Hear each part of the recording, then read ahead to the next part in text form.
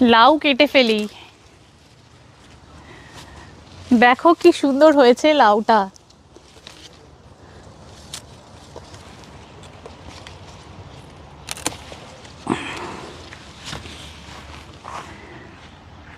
এ না কাটলে আজকে এই বুড়ো হয়ে যেত।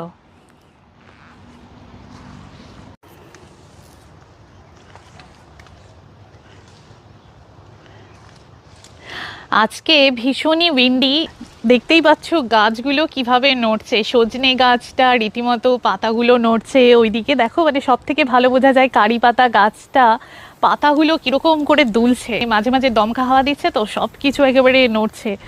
আহ, প্রচুর বেগুন হয়েছে গাছে, তো কয়েকটা বেগুন তুলে নিই আর কয়েকটা পুঁই শাকও কেটে নিই, তাহলে পুঁই শাক দিয়ে বেগুন দিয়ে আজকে দুপুরের রান্নাটা হয়ে যাবে, বেশ ভালোই লাগে খেতে।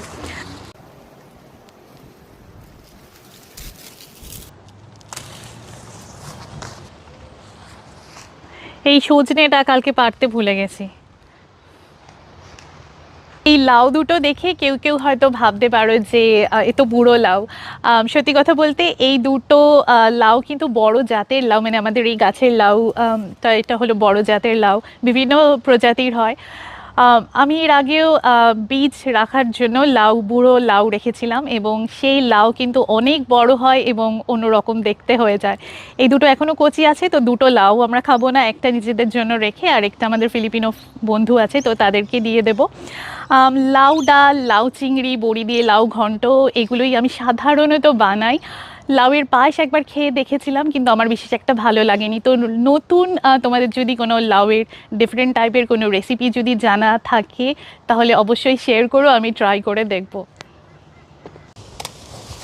অনেকেই এই প্রশ্নটা করে যে দিদি তোমার বাগানে দেখলে মনে হয় রীতিমতো জঙ্গল, সাপ টাপ আছে নাকি, খুব সাবধান।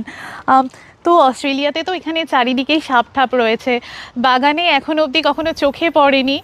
তবে তার মানে যে আগামীতে তারা আসবে না সেটা তো আমার জানা নেই। তবে হ্যাঁ, সাবধানে তো অবশ্যই পা ফেলতে হয়, চলতে হয় এবং সময় সুযোগ পেলে পরিষ্কার করেও রাখতে হয়। তবে ওরা সাধারণত জানো তো, মানে যেখানে ওরা ওদের খাবারের সোর্সটা খুব ভালো পায়, যেখানে লোকজনের আনাগোনাটা অনেকটাই কম, সেরকম বেশ অনেকটা বড় ব্যাকইয়ার্ড যাদের। আমার বাগানটা দেখে অনেকে বলে যে অনেকটাই বড়, কিন্তু অস্ট্রেলিয়াতে এক একজনের বাড়ির ব্যাকইয়ার্ড কিন্তু অনেক অনেক বড় হয়। তো সেরকম জায়গা যেখানে থাকে সেখানেই তাদের আনাগোনাটা কিন্তু একটু বেশি।